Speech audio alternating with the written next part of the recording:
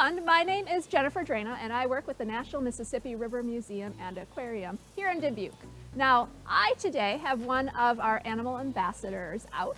This is Malor. He is our American Kestrel, and American Kestrels are a type of raptor. So when you think about raptor, most people typically think of the bigger birds around town. So that's going to be things like your bald eagle, maybe your peregrine falcon, or your red-tailed hawk. The word raptor actually means any bird that can catch and carry off their own dinner. So in the bird world, that's things like your eagles, hawks, falcons, osprey, and owls. So there's 5 groups of raptors, and today we're going to be talking about falcons.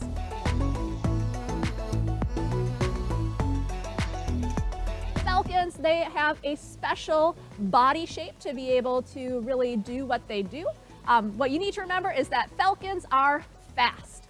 So most people, when they hear the word falcon, actually think of the much more famous falcon in town, and that is the peregrine falcon.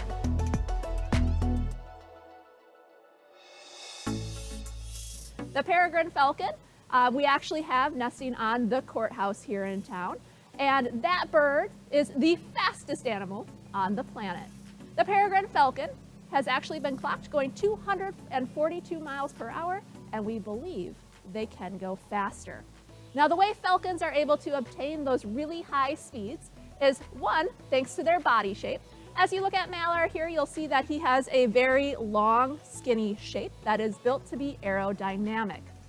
And the way most falcons hunt is they will go high in the sky and then dive down head first, flapping into that dive to accelerate so they can ultimately catch their prey.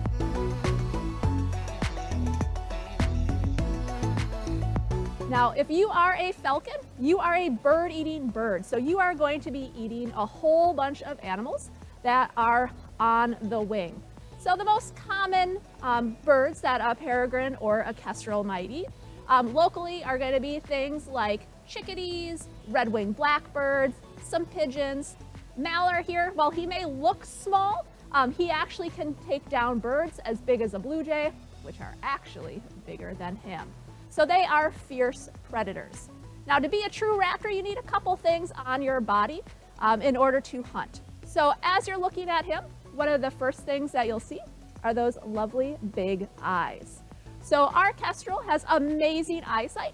That is how they actually find their dinner. So they hunt by locating their food with those eyes. His eyes are so big that he cannot move them in his skull. So he's always looking straight forward, almost like you when you're looking through a pair of binoculars. In order to change what he's looking at, he has to turn his whole head. And you'll see as he's been sitting here on my glove this morning that he can turn his head a lot farther than you. So again, kind of that fixed eyesight, but amazing eyesight. In order to be able to see and hunt during the day, he has some built-in sunglasses. So when you look right under his eyes, he has that black stripe. That's actually how this bird got his name. That's called a Malor stripe. And if any of you play baseball or football and you put the black paint under your eyes, you actually borrowed that from the animal world. So that black paint makes sure that the sunlight does not reflect into his eyes so that he can always see what his dinner is.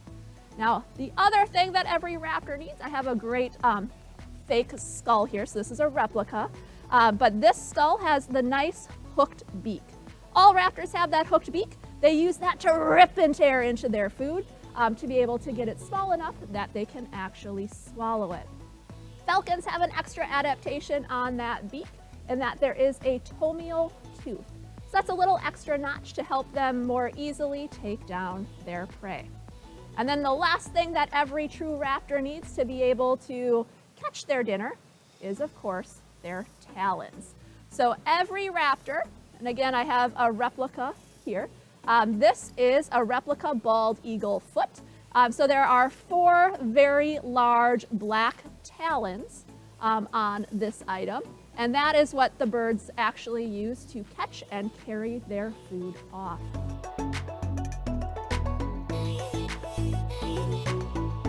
Kestrels are found here in Iowa year-round. There's a handful of them that will actually shift south for the winter. And those that do migrate or move to southern climates seasonally, they actually follow the dragonfly migration. Oh, this is really exciting. He's showing you an adaptation. So we're just gonna watch him. Perfect.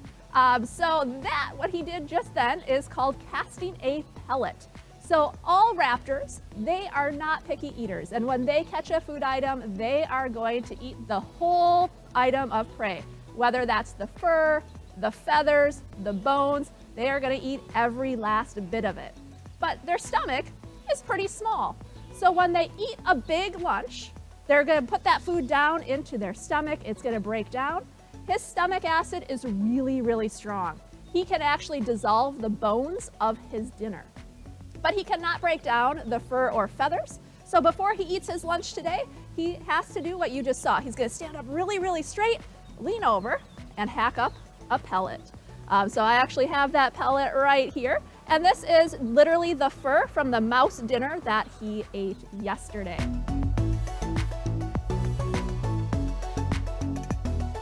Here at the River Museum, we mimic their diet as much as we possibly can to that wild diet, but we want to make sure that we have an assortment of food items for him. So here at the River Museum, he gets an assortment of chicken, quail, rat, mice, rabbit, all sorts of good things to make sure that he remains healthy while he lives with us here.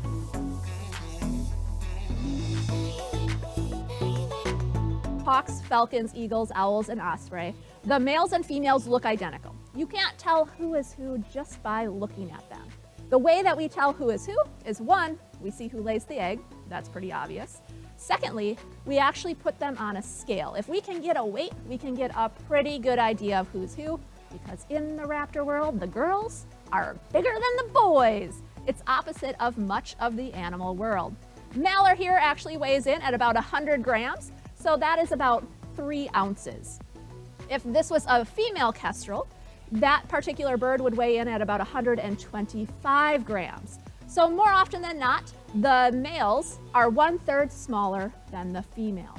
The kestrels, though, they're the exception to the rule. Looking at him, particularly his lovely side wing there, you'll see that he has some great light blue, gray coloration on his wing, as well as his hood, his cap, the top of his head. If this were a female kestrel, she would actually be all brown. And we believe that helps him and her actually better blend into their habitats based on where they spend most of the time.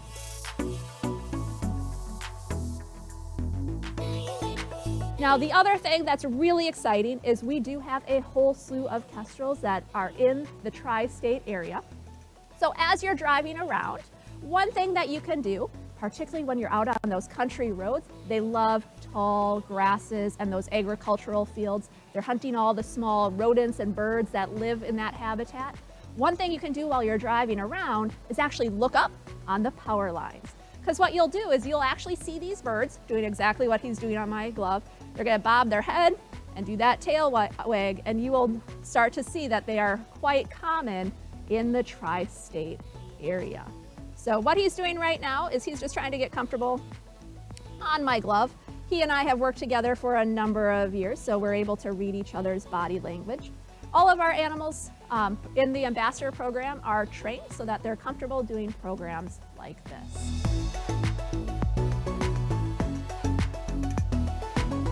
Malor here is living with us for a reason.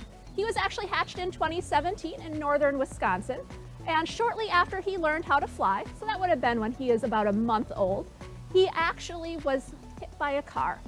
His left wing was broken in 2 locations, but somebody found him and took him to a wildlife rehabber. They did an amazing job helping him heal. Looking at him today, you can't tell that he was ever injured.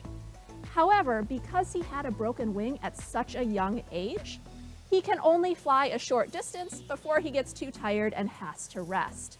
So because of that, he lives with us here at the River Museum. And he is what we call an animal ambassador, and he helps us teach people really about the importance of raptors and how they can help their wild bird populations in their own neighborhood. American kestrels are unfortunately declining in their population.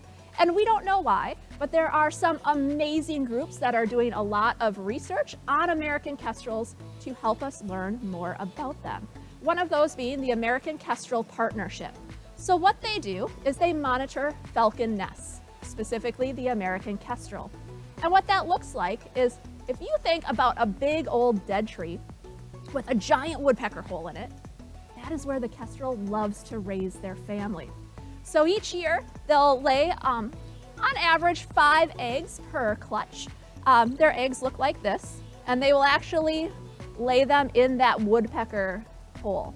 So these birds, they grow up in that woodpecker hole, and there's volunteers that monitor them. They track how many eggs were laid, how many hatched, how many learn how to fly and leave that nest box, and they put little silver bands on their feet.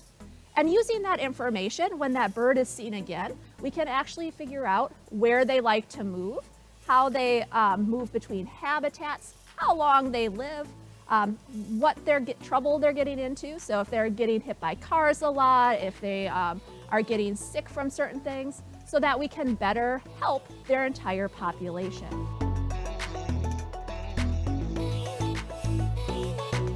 Some things that you could do if you are loving birds and are a big fan of birds like Malor is, if you have a yard, even though it's not the prettiest thing in the neighborhood, those dead trees provide a lot of great habitat for birds and bugs. If you have a yard, you can plant a whole bunch of native grasses. One of Malor's favorite snacks are things like dragonflies. So having the right habitat for those native insects is very important. And if you have the right habitat, you also could build an American kestrel nest box and see if you could attract any kestrels to your neighborhood. So there's lots of things that you could do, and you could be part of that American Kestrel Partnership yourself. Thank you so much for tuning in today. I hope that you've enjoyed learning a little bit about falcons and the American kestrel in particular. We would love for you to stop down and see Malor in person at the National Mississippi River Museum and Aquarium. Thank you.